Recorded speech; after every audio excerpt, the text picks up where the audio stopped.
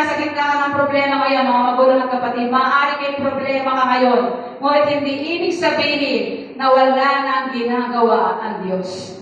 May ginagawa po ang Diyos.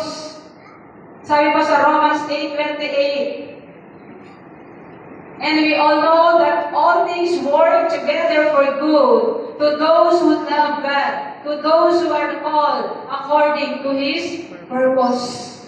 Alam natin sa lahat ng bagay ay gumagawa ang Diyos. Sa lahat ng bagay, nasa mabuti ka bang kalagayan, nasa masamang kalagayan ka man, nalulungkot ka man, masaya ka man, ang Diyos ay gumagawa sa lahat ng bagay.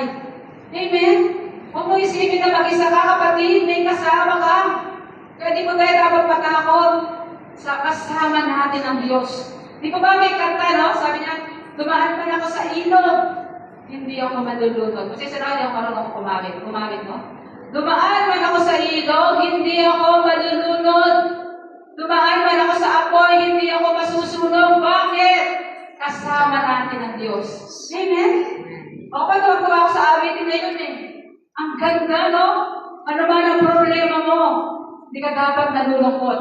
Kasama natin ang Diyos. Hallelujah. 2 Corinthians chapter 4, 17 to 18. Ang bahagya at panandaliang kapighatiang dinaranas namin ngayon ay magbubunga ng kagalakang walang hanggan at walang katulad. So tayo ay dadaan lang sa pagsubok. Panandalian lamang yan, mga magulang at kapatid. Ang kapalit niyan, kagalakang walang hanggan at walang katulad. Lagi ko ako sinasabi sa Bible study, kapag may problema ka, malaki ang problema mo. Ang kapalit niya, malaking blessings na nagmumula sa Diyos. Kaya huwag kang manglupay-pay, kapatid, huwag kang manghina. Para kang pinagtakluban ng langit at lupa. May Diyos ka na malaki. Amen? Sabi ko sa 18, kaya ang paningin namin ay nakatuon sa mga bagay na di nakikita at hindi sa mga bagay na nakikita. Sapagkat panandalian lamang ang mga bagay na nakikita, ngunit walang hanggan ang mga bagay na di nakikita. Mga magulang kapatid, lahat ng yaman ng mundo, lahat ng mayroon kang maganda ngayon, panandalian lamang po.